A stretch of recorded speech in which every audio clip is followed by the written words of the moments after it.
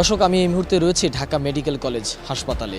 আপনাদেরকে আমরা Dhaka medical college হাসপাতালের রাতের যে দৃশ্য সেটি একটু দেখাবার চেষ্টা করছিলাম।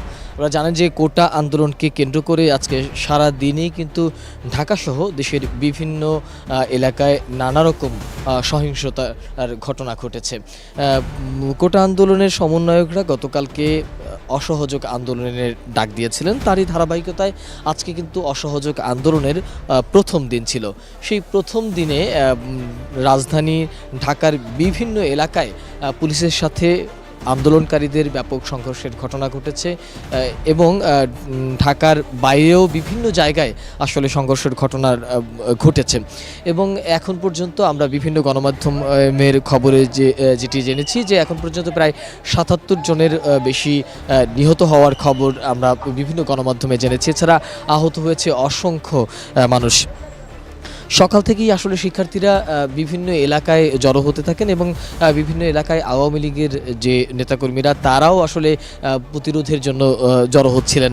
এক পর্যায়ে কিন্তু আসলে বিভিন্ন জায়গায় আমরা দেখেছি যে আন্দোলনকারীদের সাথে কোথাও কোথাও আওয়ামী লীগ নেতাকর্মীদের সাথেও ধাওয়া পাল্টা দেওয়ার ঘটনা ঘটেছে এবং তার প্রেক্ষিতে আসলে ত্রিমুখী সংঘর্ষের ঘটনা ঘটেছে। এর মধ্যে নরসিংদীতে আমরা জেনেছি যে সেখানে আওয়ামী লীগের বেশ কয়েকজন নেতা নিহত হয়েছেন এবং এছাড়াও একটি থানায় দুর্বৃত্তরা হামলা চালিয়েছে এবং সেই হামলায় ওই থানায় প্রায় ১৩ জন নিহত হওয়ার খবর পাওয়া গেছে।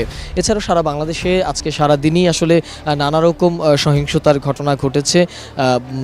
এর মধ্যে রাজধানীর যে বঙ্গবন্ধু শেখ মুজিব মেডিকেল বিশ্ববিদ্যালয় বা যেটিকে আমরা পিজি হাসপাতাল ভাবে চিনি, সেই বঙ্গবন্ধু শেখ মুজিব মেডিকেল বিশ্ববিদ্যালয় হাসপাতালেও কিন্তু অগ্নিসংযোগের ঘটনা ঘটেছে। দর্শক, ঢাকা মেডিকেল কলেজ হাসপাতালে কিন্তু একের পর এক অ্যাম্বুলেন্স ভর্তি রোগীরা আসছেন। এই মুহূর্তে আপনাদেরকে একটু যদি দেখাবার চেষ্টা করি যে আসলে এই মুহূর্তে কিন্তু একটি অ্যাম্বুলেন্স এরই মধ্যে আসলে এখানে এসেছেন এবং সেই অ্যাম্বুলেন্স থেকে আমরা দেখতে পাচ্ছি যে রোগীদেরকে নামানো হচ্ছে। এরকম করে আসলে কিন্তু একের পর এক অ্যাম্বুলেন্স ঢাকা মেডিকেল কলেজে আসছেন এবং সেখান থেকে রোগীরা ঢাকা মেডিকেল কলেজে যাচ্ছেন। আসলে ঢাকা মেডিকেল কলেজে এখন পর্যন্ত কতজন মারা গিয়েছেন সেই তথ্য আমরা নিশ্চিত করতে পারিনি, তবে এখানে কিন্তু আসলে একের পর এক আহত রোগীরা এসে জড়ো হচ্ছেন। এবং কিছুক্ষণ আমরা আগে এসে যখন দেখেছি যে ঢাকা মেডিকেল কলেজের সামনে আসলে বিপুল সংখ্যক পুলিশ সদস্যরা মোতায়েন রয়েছে, পুলিশ সদস্য মোতায়েন রয়েছিল। তারা আসলে চারদিকেই পুলিশ সদস্যরা ছিলেন এবং তারাও এখানে বলছিলেন যে এখানে আন্দোলনকারী শিক্ষার্থীরা ঢাকা মেডিকেল কলেজের ভিতরেই আসলে অবস্থান নিচ্ছিলেন, কিন্তু আমরা আসলে এখানে এসে আইনশৃঙ্খলা রক্ষাকারী বাহিনী ছাড়া এরকমভাবে আসলে কাউকে দেখছিলাম না। ঢাকা মেডিকেল কলেজের এই মুহূর্তের আসলে চিত্র যদি বলা যায় তাহলে আসলে আমরা থমথমে একটা পরিবেশ বিরাজ করছে সেরকমটাই আসলে বলা চলে।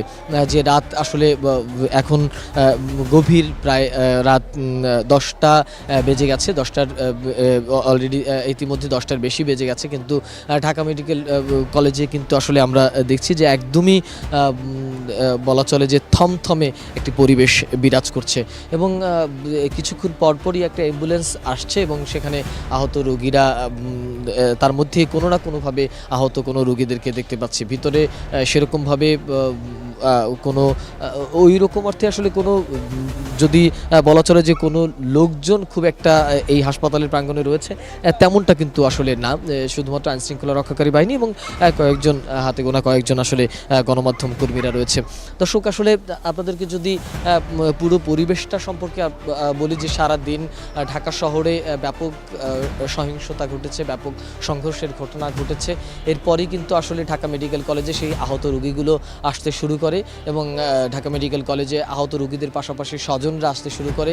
এক প্রকার বলা চলে যে ঢাকা মেডিকেল কলেজ এই রাতেও আসলে থমথমে পরিবেশ বিরাজ করছে এবং স্বজনরা তাদের যে আহত রোগীরা রয়েছে তাদেরকে এক এক করে অ্যাম্বুলেন্স আসছে এবং সেই অ্যাম্বুলেন্সে করে কিন্তু আসলে এই আপনাদেরকে যদি দেখে যে আরও একটি অ্যাম্বুলেন্স কিন্তু এরই মধ্যে এসে পৌঁছেছে। আপনাদেরকে বলতে বলতে কিন্তু আসলে আরেকটি অ্যাম্বুলেন্স এরই মধ্যে এসে পৌঁছে গেছে এবং এরকমই করেই কিন্তু আসলে একের পর এক অ্যাম্বুলেন্স আসছে এবং সেই অ্যাম্বুলেন্সগুলোতে রোগীরা আছেন এবং তারা এখানে ঢাকা মেডিকেল কলেজে চিকিৎসার জন্য যাচ্ছেন। আসলে এই ছিল ঢাকা মেডিকেল কলেজের